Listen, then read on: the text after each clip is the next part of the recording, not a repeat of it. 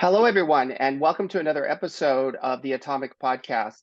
As you know, each and every episode is focused on really the interconnections between technologies and society, and also some of the common and uncommon people that kind of come into bringing our, I'll say, our social world and the social impact of these technology to not only to and through science, but also in our everyday lives.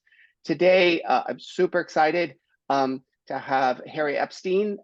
Harry is going to give a background on himself, but I can tell you just a bit of my experience of Harry, which is not only as a Renaissance person, and I would say that a lot of people hear this idea of being a Renaissance person. You hear it thrown around, but Harry really is true in that sense. And so he has different pursuits across physics, across corporate consulting. In the area of community building, which has huge social impact in the work that he does there. And so I'm touching on a few areas, but I think it's really important to keep in mind that in the Atomic Podcast, and particularly in Harry's background, that we're really looking at those kind of exceptional connections in our lives, but also throughout the world of science and technology. So I want to turn it over to you, Harry. I want to give you a big thank you, just out of the gates for being here and engaging with me. Oh, thank you, Rodney. Pleasure to be here. It's interesting to try and think back to my past to give a cogent story of how I came to be and do what I do. I think back to a black 1950 Admiral TV set that I was so excited was put in my bedroom when I was 7 years old. And my mother ran into the room and said that I had to watch something. And it was 1967, and it was one of the first episodes of Star Trek. And that's when I knew I wanted to be a scientist. I just had a passion to learn and understand. And I've been so passionate watching all science fiction since then, but it definitely drove me towards the sciences. Also, I developed a passion for piano music, classical music, and composition. And I was yanked by my father to be involved in the family business. So by the time I was in my later teens, I had to make a decision: concert pianist, scientist, or business. And I figured that if I go into business, I'd be able to keep science and music going in the background. And of course, that's pretty naive looking back at it, but here we are 45 years later. And yes, I'm still very involved in music, and I'm still very involved in science. But the flexibility and access and knowledge and skills I've learned by business has directed my life in a lot of ways. So I went to McGill University and Dawson College. I studied math, physics, chemistry, and business. I was chosen to work in research at a young age and published at a young age in the area of chemical physics and polymer chemistry. And I went to business, but at that time, I also came up with ideas and questions about the nature of space and time and quantum mechanics.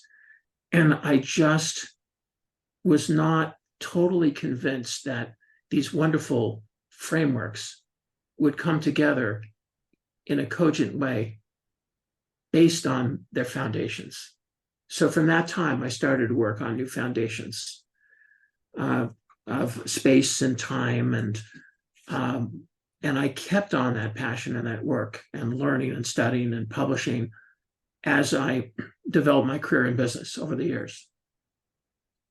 And from Montreal originally, I moved to Chicago 21 years ago, thanks to online dating, where I met my wife, and it's been a wonderful 21 years here in Chicago.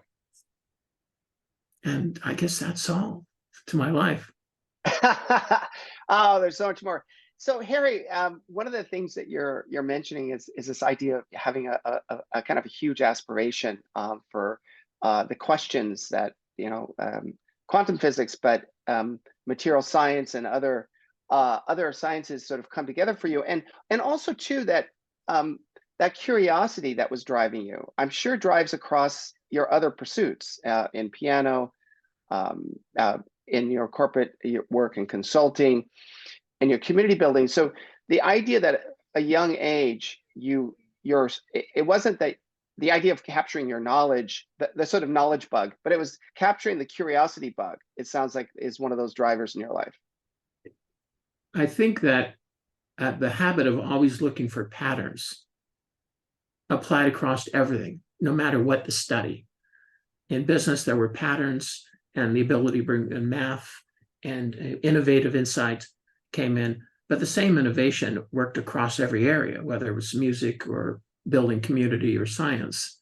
And that desire never to default back to rules of thumb to explain things, but go back to foundations, question everything. And that's what I've done in every area. And then there's the whole cross-pollination of having more than a passing interest in different areas, but building each area such that there's a crossover of thinking, that one area, philosophy, psychology, helps another area, business, and business helps science and development, and that helps build community, and that comes around to connect the arts and the science, where they fuse into I'd have to say a quality way of living. And one of those it's super interesting as we are having this conversation 2023 is that in the 19th century the idea of the arts and sciences was the arts and sciences. They were together. That cross-pollination was really part of, say, a William James and others. And I just think of what kind of questions come up for you when you have these sort of different paths in your life, and yet they're all connected to you, but perhaps others have questions and they don't see those connections quite clearly. How do you kind of explain some of those foundational principles and pursuits to others? Challenges or desires to learn things hit me in different ways. And I look at things and I say, okay, there's got to be something there. And I do something I call creative destructionism. I look at what's known, or I look at an entity, and then I pull it apart to its smallest pieces, and I sort of imagine them floating around. And then I try and assemble them in all different kinds of ways. And somehow solutions show up.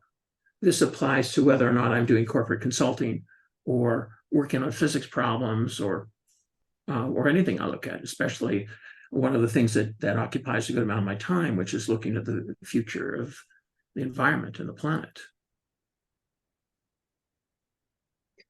And when you think about the impact of these foundational principles, physical principles as they apply to materials and materials to the planet, what are some of the areas that you find yourself being drawn into and that you're interested in?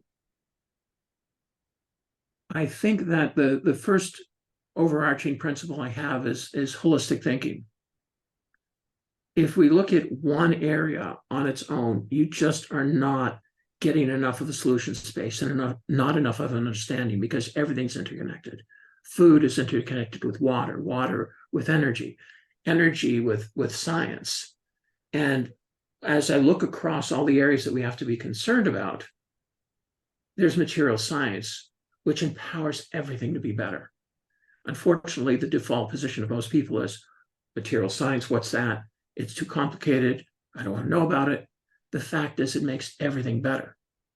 So it's this consistent pushing of science and creative thinking across multiple fields to give this holistic view. And that's the way I look at everything that I touch, including the environment and the future of civilization on this planet.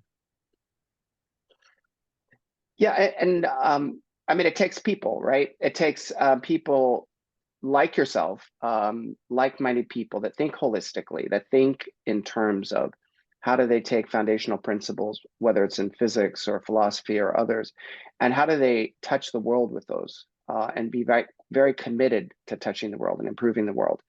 And so do you find yourself spending perhaps time, finding those people, making those connections? Because as I know you, it seems that you have done that fairly for a long period of time, finding those synthetic thinkers, so to speak. So since I've been in the States, I've met about 9,000 people, whether it's through business or public speaking or science or any of the activities do. Ice hockey, by the way, definitely through ice hockey. And I never really go out to meet people, but it's sort of karma follows me around based on interactions I have with people. And one thing that I was measuring for a long time is the fact that on average, I make 5 meaningful introductions every day. Now that's slowed down during COVID, but it's picked up again. And through thoughtful introductions, people come back to me and they want to introduce me to more people. And so there's this whole currency of introductions and network that have grown. And I have to say it's unexpected because myself, coming from Canada, being very reserved and extremely introverted, I've evolved to not be scared, to be able to connect with people, to be able to do a lot of public speaking and all this stuff. And through that, this whole building of community started to go around me, which is a surprise, but I had to get out of my own way and just accept it and move on with it. And so focusing on acts of kindness and helping others has led to the growth of communities for me and access and my ability to help people and situations even more so. When you think of the planet, I'm thinking how you've conceptualized, but also how you've done a lot of this connecting work that you're describing with acts of kindness. They've also been powerful acts of helping people build a perspective in social and climate impact, so they can see something they couldn't see before because they're working with people they haven't worked before with. And I think that is something that I think we need in the sciences, but we need in climate tech and climate work, is that we need a village and we need people from different perspectives and backgrounds to work together. So what's so interesting to me is that this just happened organically for you. And you might want to describe Nexus a little bit if you want to, but I think the spirit behind it is what you're describing. Sure, you use the word organically. I would use the word accidentally. Okay. So what happened was I was thinking about starting a foundation, the Seven Stones Foundation, related to the 7 pillars of our preservation. Those being food, energy, water, material science, education, shelter, and health. So that was running in the back of my mind. And then I had an idea, you know what? I like to bring energy people and water people in the same room to have a little conference, because they don't speak to each other. They don't find the potential opportunities and learnings. As a matter of fact, they don't even speak to each other within their groups. So I called a 2-day event with 25 people. I called it the We Nexus, the Water Energy Nexus, just to see what would happen, to bring people together to have the conversation. It's the first time I had done anything like this. This took place 10 years ago. And people enjoyed it so much. They said, when are we going to do this again? There was a tagline associated with this We Nexus, and that was holistic thinking, collaborative doing. That was the founding principle.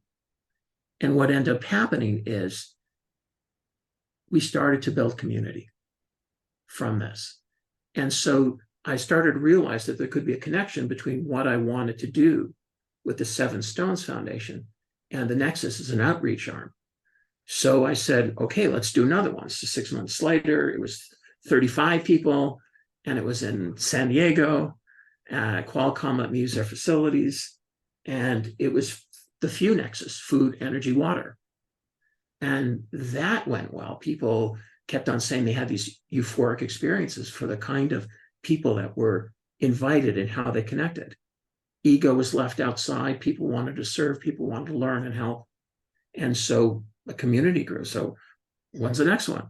So 45 people came, and it was food, energy, water, and shelter, the FEW's Nexus. And Then 55 people, we brought in material science. And each time we'd add in more areas of expertise, more people, and the community grew and grew. Everything we did was Chatham House rules, and we work under the radar because it's not meant for popularity. It's meant to get things done. And it's not meant to be policy either, top-down thinking.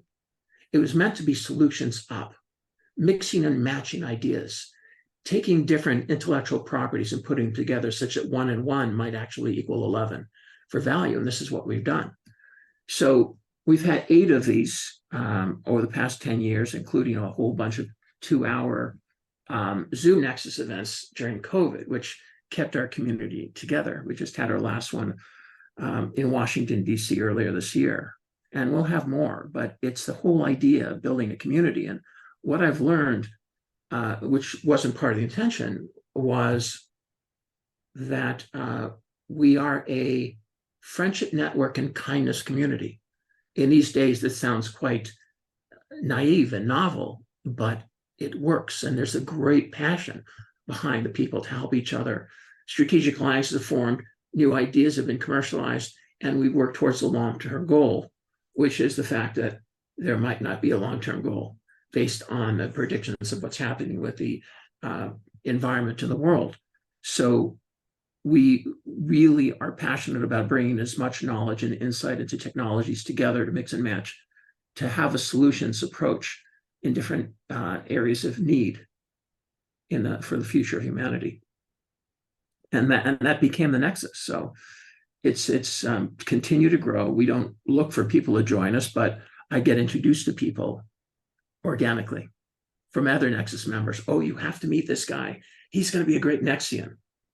I'm sorry, I did not invent the word Nexian, but that's what's happened. And it's been a blessing for me because I've gotten to meet such wonderful people. And in terms of people becoming part of the Nexus, I realized I was doing something called CIA, assessing character, intellect, and access in the people who are coming in. So people would be able to leave their egos outside and have great character and want to help and have intellect and have access to knowledge, access to networks, access to funding, etc. Different people would bring in different pieces of the puzzle, and we would continuously get to know each other. Great friendships have been made, strategic business alliances have been formed, and ideas have come to fruition as well. Harry, you're describing this already, but I just want to ask the question, the sort of accidental nexus, the way that you kind of describe it, how has it changed you and your perspective in terms of what's possible? Well, what's possible is the lesson to get out of one's own way. I would tell people I'm an introvert, and they'd laugh at me like I'm making a joke, because how can I be an introvert if I do all this public speaking and all this other stuff? And the fact is, you get out of your way and you say, well, that's what I am. Well, I don't want to lead a community. Well, people look to me for leadership, so maybe that's the right way that leadership should be attained. You get pulled into it as opposed to wanting it. And all this stuff just happened. And so I've evolved to accept it and realize that I have a role to do everything I can to try and be impactful for the people on planet. And if this Nexus thing has grown the way it has, and I've learned to lead, and I've learned to doubt myself less, go with the flow, and do what has to be done, I have to say that's part of my evolution that has happened to my surprise. Yeah, it's really terrific. And also, I recall this phrase, the Nexus phrase from the last Nexus, that survivability is the new sustainability, something to that extent.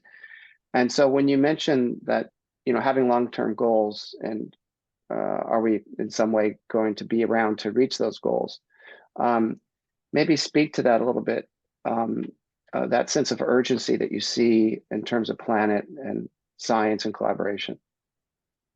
In the late 70s, I realized that my life and whatever gifts I have or knowledge I have should be used to be of service. The which led me to really start thinking as a futurist back in the early 80s. Now with the Nexus, taking a dispassionate view of trends and knowledge of what we see going on, for me to come up with a very, very dark statement that survivability is the new sustainability, based on the fact that it's just not enough to be sustainable anymore. That dark thinking, it's not for the timid to think that way, but we can hope for the best, and we can place our faith in science and everything. Although I can't say I have faith in big business, government, or military to do the right things to deal with what has to be dealt with. So as much as we can hope for the best, we still have to prepare for the worst just in case. Well, what is the worst? What does that look like? Losing 3/4 of the world's population in 25 years, seeing the decline and of conventional agriculture and how we're going to have to adjust. Dealing with the challenge that more and more parts of the world will not be habitable for humans. These things are really, really difficult subjects, and we can choose to hide from them and say, well, someone else is going to solve the problem. Or we can have preparedness strategies over and above planning with science and technology to try and turn things around. So this is the double-edged sword of having to be cognizant of both and just not living on one edge. The edge of, oh, everything's going to be fine. Some scientist is going to come up with something and the world will be a better place. I just don't want to put all my eggs in that basket, because what happens if it doesn't happen? So that's sort of part of the darker theme that we have to be cognizant of and prepare to have these tough conversations. You know, you made me think right there, not of a dystopian image, but the role of science as a corrective to the path that we're headed.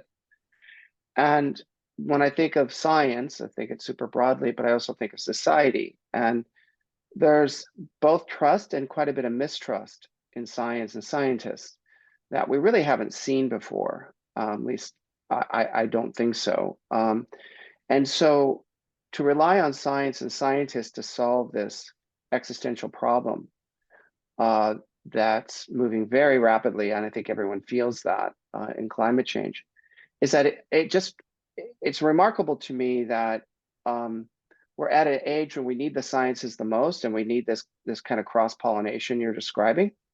And there is a mistrust of scientists and science. There's Pew studies that really kind of dig into this more. I'm not going to say it's taken a complete nosedive, but there's been a steady erosion of scientific institutions as being trusted institutions. Have any thoughts there? Yeah, I do. And it goes back to a very, very interesting trend. And it starts with, let's say, doctors and lawyers. To be a doctor was to be respected, and you had your own practice and you had your reputation. And to be a lawyer was also a great thing. And what's happened is companies have taken over medical practices, and companies have taken over law practices, and they're run like businesses. And the end result is that lawyers and doctors have now become commoditized, just like line workers in factories. If they're commoditized, can you really trust them? Or is it about trusting them? Or is it dealing with the organizations that run them?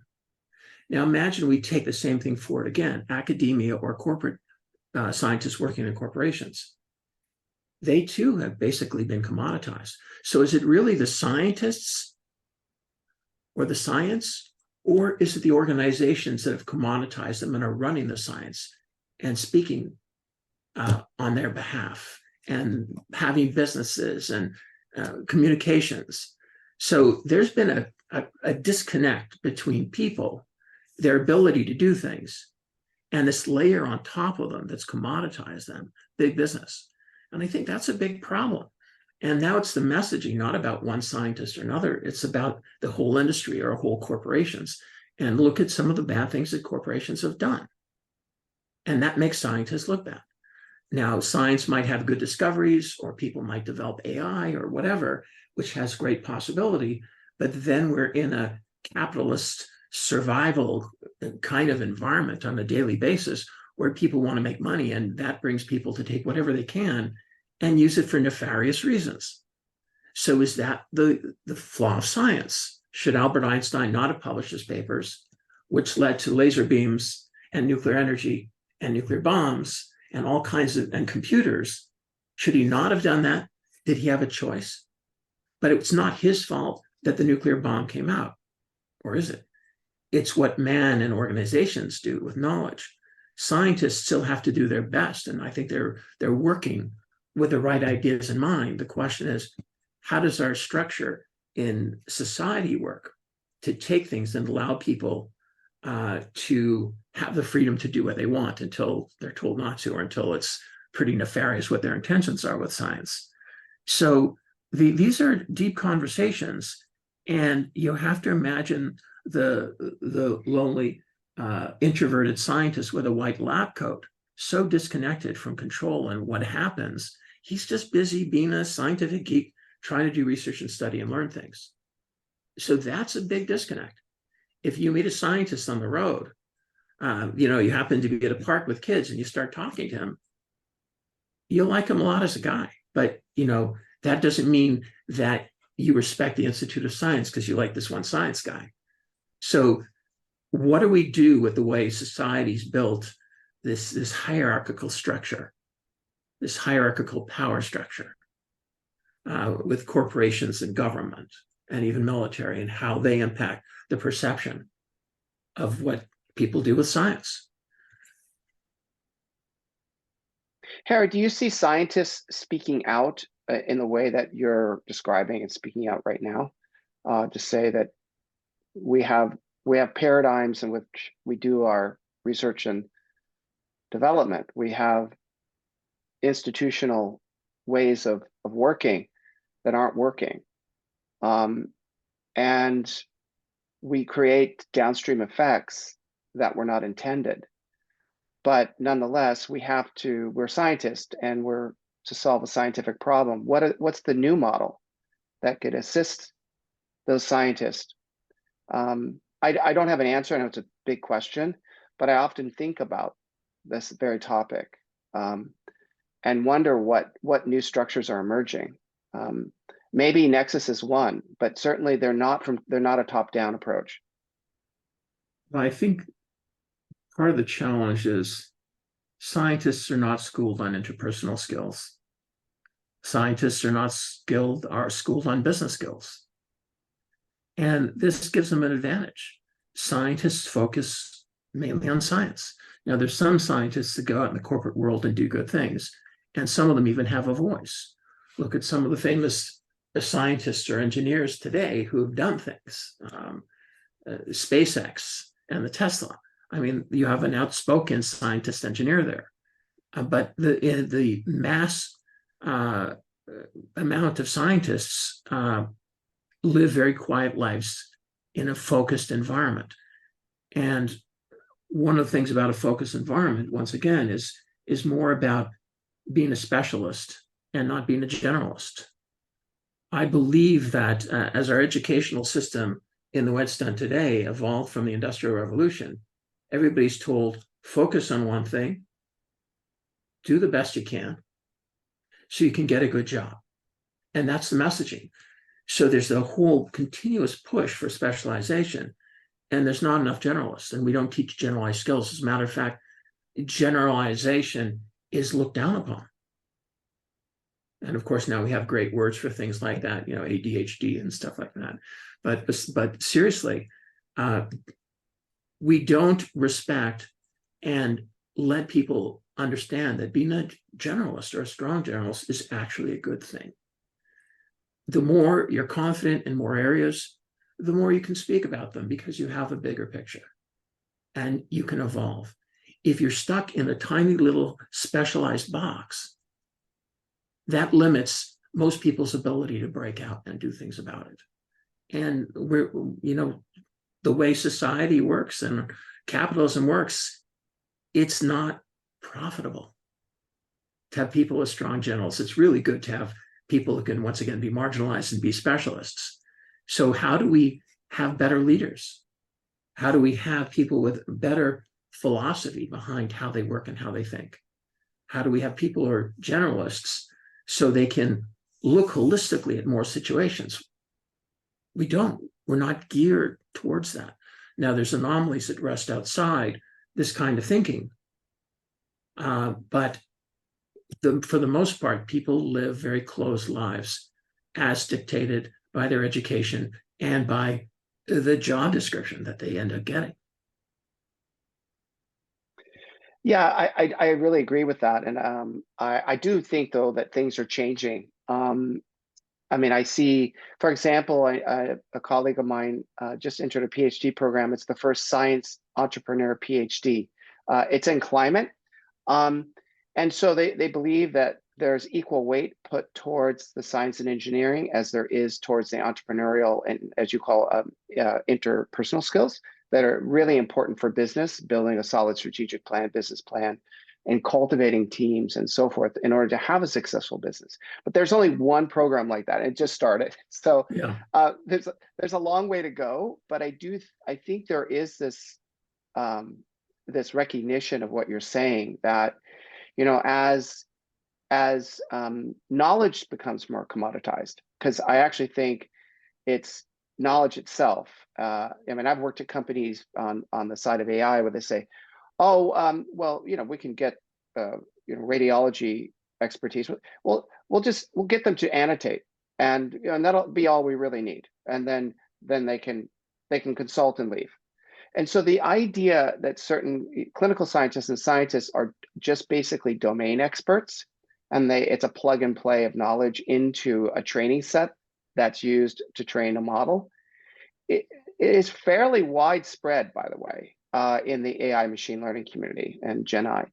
And so with that commoditization in AI, it's driving, I think, this larger piece that you're describing, that's in the sciences, it's in healthcare. You see hospitals consolidating and commoditizing the physician's encounter, like, all day long.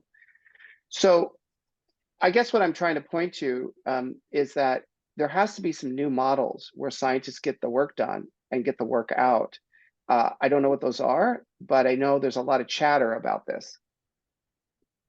I've been involved in commercialization of intellectual property for quite a while, because it's one thing to be able to solve science problems or get patents or develop something. It's totally another thing to have the creativity and access to get them out there. But when you talk about the commoditization of knowledge, that's going hand in hand with the obsolescence of wisdom. Really, we're at a loss of what's happening with how people look at things. And wisdom is a part of it. Wisdom does not get taught anymore. How was it taught originally? How is it taught now? Through storytelling, through whatever. And there's a fundamental division. And I think about wisdom and knowledge because I think about this little toy over here called a smartphone. People walk around the world thinking they're very smart because they have access to all the knowledge. The question is, do they know how to use it? What about discernment? Do they know if the knowledge is true or not true? So how can we have wisdom that takes us away from the arrogance of feeling that we've got this commoditization of knowledge, where at the same time, there's a lack of understanding of what it truly means to leverage knowledge and have good discernment about it, and then make wise decisions around what you want to do with it. And wisdom, the lack of wisdom, touches everything from top leaders all the way down. So it's a very interesting counterbalance, and it's a very interesting time when, are we getting smarter because we have smart devices, or are we getting dumber or less prepared? I remember the fear of electronic calculators. Kids would have electronic calculators and they wouldn't know how to add or multiply anymore. Well, take that, tenfold and look at smartphones. People think they know because they have access to various facts. But there's more. We need more. We need to think more and understand more. Harry, could you push on the difference between wisdom and this idea of knowledge? What you're saying is that knowledge has been commoditized, it's been made accessible, but people really don't know how to discern and use it properly, and mistake knowledge for their knowledge, real earned knowledge that they can actually incorporate in their life. But in this case, how do you distinguish, from your perspective, wisdom from knowledge? And I'm sorry to ask that large question, but I just thought I would poke at that a little bit. The first thing that pops in my mind is chess. Okay. People can know how to play chess because I know all the moves. This piece moves this way, this piece moves this way, this piece. Great, I know how to play chess. And I know that somehow if I capture the other guy's king, I win. What's the difference between knowledge of moves and, I'm not going to say wisdom, but what it takes for mastery? There's a huge gulf. And if you have knowledge of moves, you have no idea how the brain works of a chess master. So there's a huge disconnect. And it's not a straight line to get from here to there. There's desire to learn. There's desire to gain experience and wisdom on the process of patience and different levels of understanding of what makes a player better or how to perform better. How many people are willing to make all the steps that's necessary that they don't even know about ahead of time, from knowing the simple rules to actual mastery? Now, what is wisdom a form of mastery? Is it mastery of knowledge? Mastery of experience? Because you take knowledge, which sometimes out of context is meaningless, you apply experience to it, and then you have to make a decision to do the right thing or to make cogent thoughts of how to go to the next step. That's where wisdom starts to kick in. And it's sort of a three-leg stool: experience, knowledge, and wisdom. We live in an environment where people have experience and people have knowledge, but a two-legged stool is not very stable and it likes to tip over. And so the recognition that we have more to learn, that there's something to wisdom that's elusive, so elusive that people don't even think about it on a daily basis anymore. I think that's important to try and get that into the conversation. I think there's a large misunderstanding of wisdom in relationship to knowledge. And I think wisdom is something that also kind of shuttles between secular and more spiritual, even religious background, or I should say origins. And so people consider wisdom as something you go to a hill and you meditate to find and, inculcate in yourself.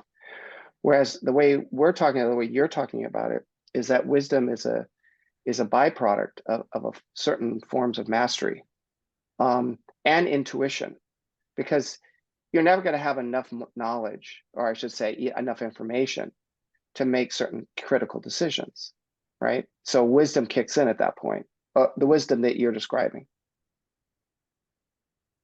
Wisdom kicks in, the experience kicks in. If you talk about something called intuition, what is intuition then? Well, I believe intuition is a subconscious connection to past experiences where things pop out and you don't even know where they come from. But somehow your subconscious processes and intuition comes to the table. So I think it's a mix of a lot of things. But you talk about spirituality and religious practices and wisdom and going to a mountain. Where is wisdom taught today? Sunday school. How is it taught? By storytelling, which is where the Bibles come from. The Bibles are not about facts, really. They're about storytelling to pass on wisdom. And so we learn by storytelling. Now, the media tells stories, but how much wisdom and great storytelling is it by watching sitcoms? What are the stories we tell, and how much patience do we have to tell stories or listen to stories today to learn lessons of wisdom? So, that connects into philosophy as well. Having philosophies, and that's an offshoot of what wisdom allows you to do, to think philosophically and to come up with philosophies that make sense and are applicable. I'm sure you know the philosopher historian Yuval Harari, because he's been out there a lot talking about AI and sort of some of the challenges, or I should say, some of the dystopian products that may come out of this moment of generative AI. And he uses the phrase, the end of history. We've reached the end of history. And the way he frames it is really, it's not necessarily the end of history. He qualifies it. It's the end of human history, because machines will capture, and already are capturing, according to him, the ability to create stories. And they will have the ability to create civilizational transmission of new ideas through storytelling. And so he's quite disturbed by this idea that we have machines that are writing better than humans, or not all humans, but they're getting better and better on a daily basis. And that they have the ability to generate text and stories on a new level we haven't seen before. I don't know how that plays into wisdom or knowledge, but it is something we contend with in our sort of moment that we're in. When I think about the capabilities of AI, and then of course I'm biased by having watched so many sci-fi movies, dystopia and the future and so on. The fact is that some people are going to learn by an evolved AI. Are people going to be more marginalized because our knowledge is no longer necessary and our creativity is necessary? Is it going to enhance it? Are we going to learn and evolve, or are we going to think differently? It's such a extensive topic for me because I process all the movies that I've seen and all the books I've read. And am I scared of it? Not really. Will people do bad things with AI? Well, I'm looking at what things are being done with cyber attacks. Will this occur to make our lives more difficult and law enforcement more difficult? Absolutely. Will people use it to cheat? Absolutely.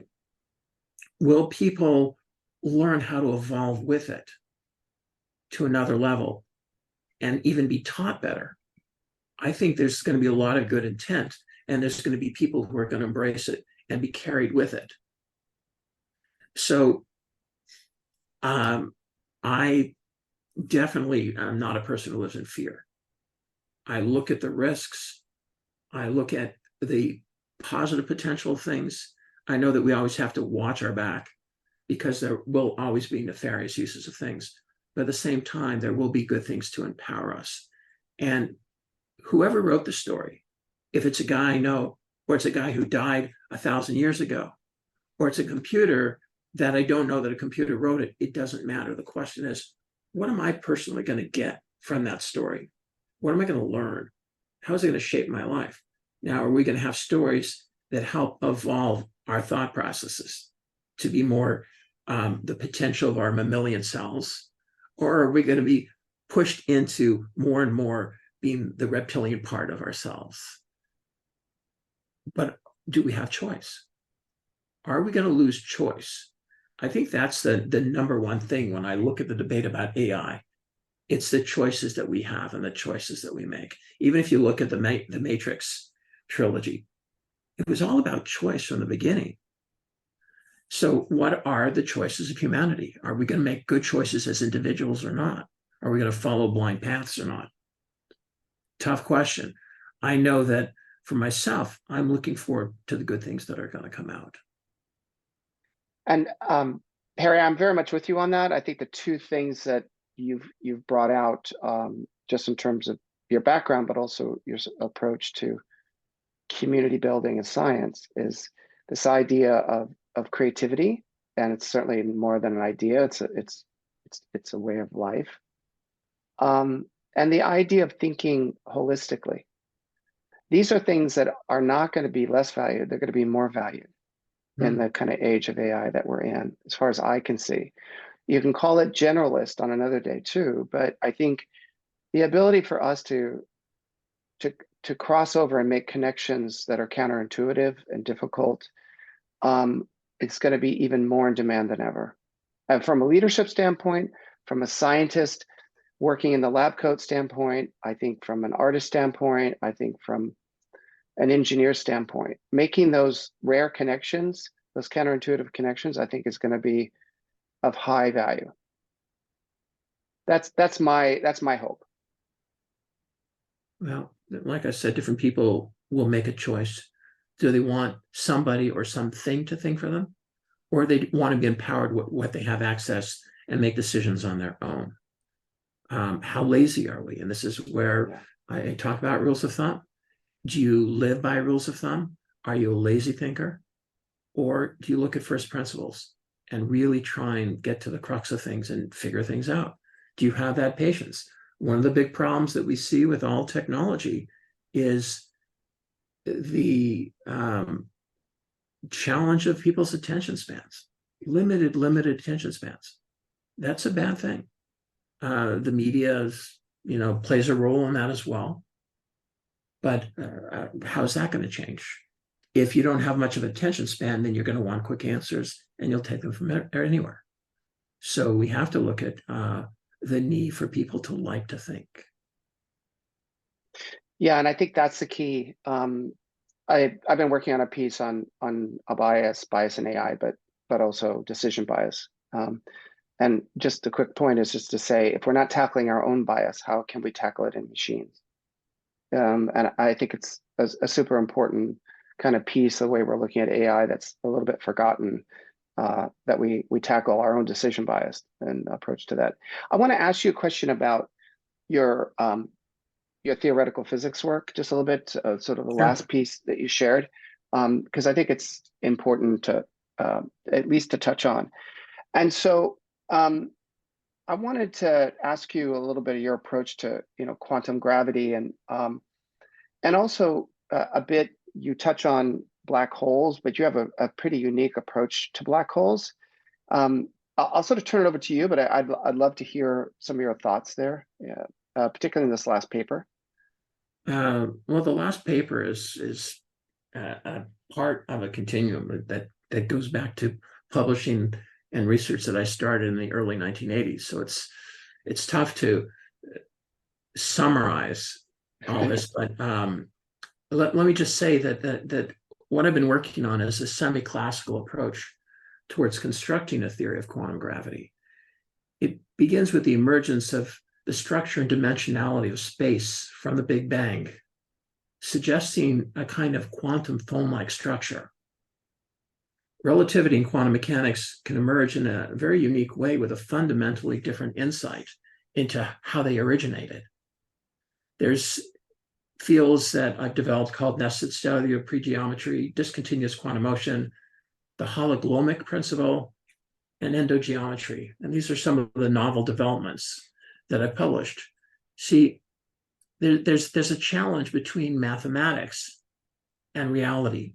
Mathematics offers infinities of possibilities, but reality is a limited set of those infinite possibilities. It's limited by limited energy, by the least action principle, and all kinds of other things that limit what's possible in our universe.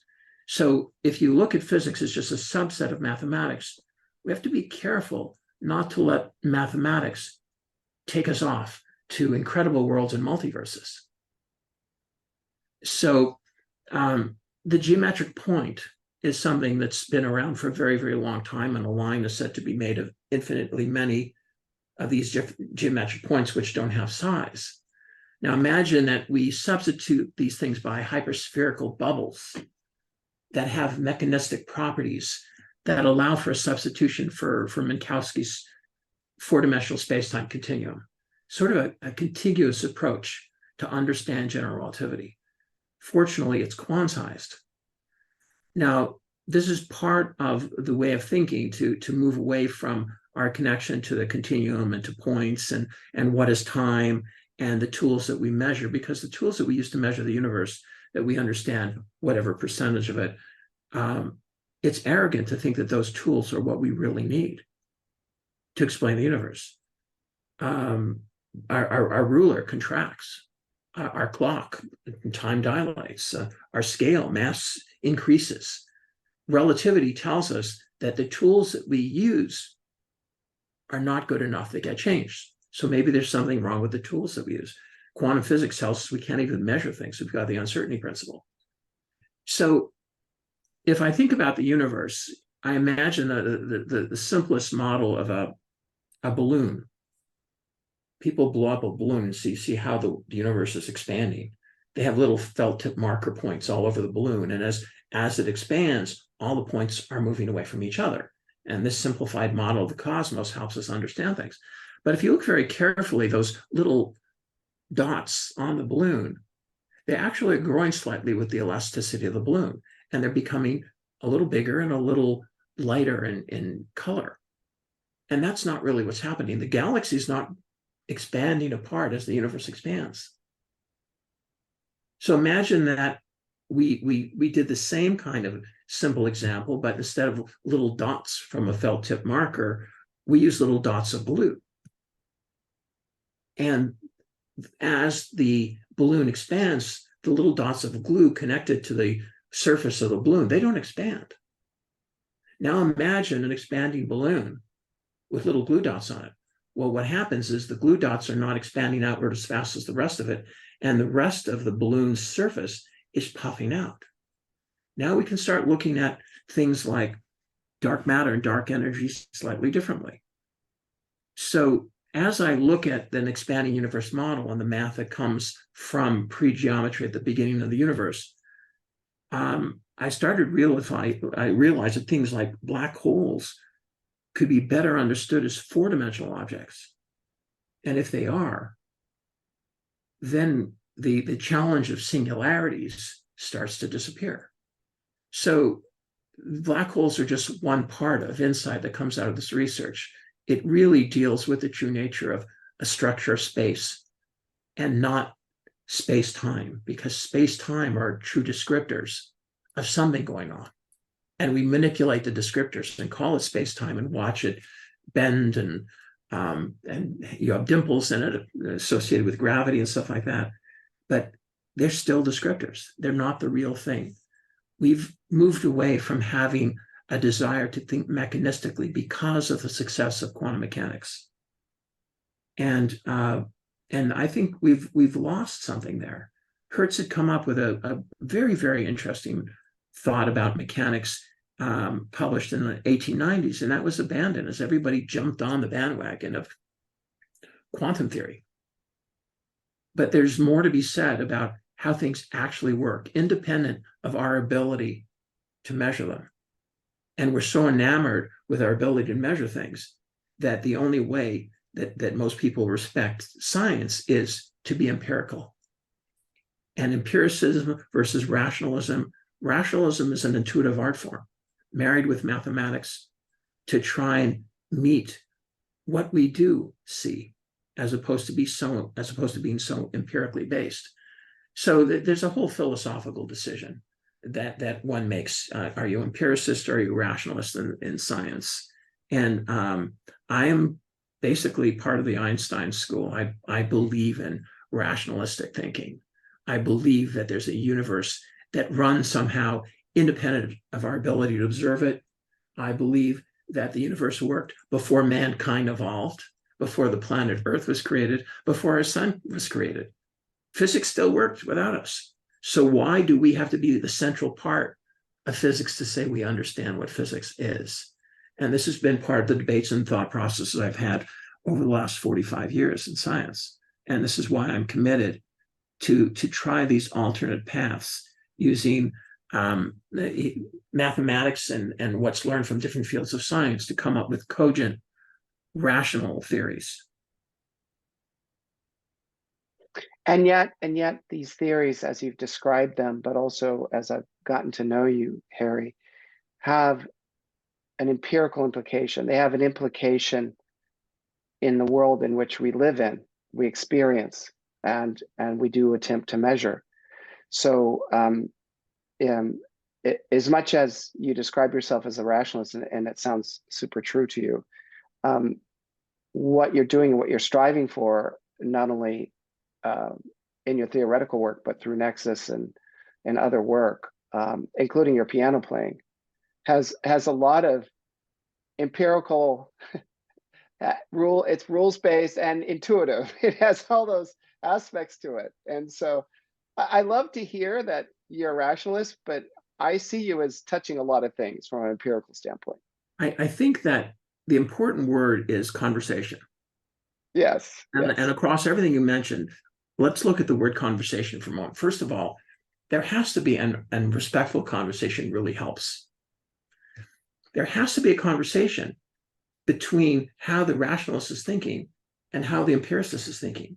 And they have to converse because the truth has to be based on that handshake, based on that conversation. A community such as a Nexus, that's about conversation. People have different areas of expertise. We come together, we think holistically. Once again, mutual respect, looking at different people's points of view from different areas of knowledge, that's conversation. What about music? Music is a true natural form of conversation. It doesn't need any words. I have an album coming out, which is my compositions over the last 45 years. They express deep feelings in me that words can't describe. I don't even know where the stuff comes from that comes out of me, but it's definitely a form of communication. So will we evolve? Will we communicate better? Will we respect each other better? Will we communicate with AI? Or will we not unlearn how to communicate with each other? I look at the texts I get. I have 4 kids. How to communicate with text? I mean, is that truly communication? As I get these 3-word sentences on text messages from my kids, like I'm supposed to understand what they're saying. Are we learning how to communicate? I think that's the fundamental that connects each of those areas within themselves and across the boundaries. And true holistic thinking involves respectful communication amongst different perspectives and different people. And AI potentially. AI will be another set of conversations or sources of conversation. One thing I just want to share with you that comes out of talking with you in this podcast, but another podcast is I very much share with you, but I get a huge dose of it from you. And I'll call it a sense of marvel. It's respectful conversation, but I always come away with your sense of marvel at what you do and how you look at things. And as I educate my 9-year-old daughter, as she gets educated, we're purposely trying to make sure that she has a sense of wonder, which is very similar. And because that drives so much of creativity, and it's often driven out of this industrial model of education. So, but I can say truly that that sense of marvel, I think I see it at Nexus, and it definitely comes from you. So I just wanted to share that in terms of the rationalist thinking. Completely understand, but there's a lot of marvel circling around in that ecosystem of of that rational modeling. I just want to tell you, and I think as a scientist, just one more thing. I'm sorry. As a scientist, you really miss that sense of marvel when you work with certain teams. I think that one of the interesting words that popped in my head when you're talking about Marvel, besides the Marvel universe, which I'm a fan of, it's the word humility. The more humble I am, the more marvel I appreciate. And I think that keeping tabs on humility is very important, because we have the tendency and the opportunity, for marketing reasons or personal insecurity, to follow a path of narcissism. And it's that humility that we need, that has us learn from different sources, that has us share knowledge and learn from other people and connect with other people and understand the hugeness of the universe we live in and all the possibilities and complexities, starting with a few quantum fields that give us a handful of a very small amount of particles that generate atoms, that generate molecules, that generate life. There's such a hierarchy and of growth and things that are so beyond our imagination of how such complexity could have evolved for such simplicity. That's marvel. And we have to be humble when we look around and we see everything around us, when we see the beautiful breeze of that fake palm tree behind your head. I mean, it's amazing the kind of world that we live in and the diversification of everything. But we're not told what we can do. We're only told things we can't do. And that's a bit challenging because you can always find different ways of getting around being told what you can't do. And we have to be humble in our philosophies of appreciating the law and respecting other people and respecting the planet we live on, which unfortunately we have a history of taking and not giving and not being responsible around those areas. So we have a lot from a human and civilization perspective that we have to evolve and grow. And unfortunately, we might be running out of time, but hopefully cooler minds and science and community will come together and figure out how to solve some of the challenges in our future. I hope so too. I'm so-called banking on that our better selves will emerge here. Harry, thank you for the marvel of your conversation and your friendship and your perspectives. I really appreciate it. And thank you for spending time with me today. That's a great pleasure. Thank you for making me think and try and answer questions on the spot and figure out what I'm going to say without writing it down. But I appreciate you very much. And thank you for the opportunity for having me share this time with you. Thank you. Take good care. We'll talk again soon. Looking forward to it.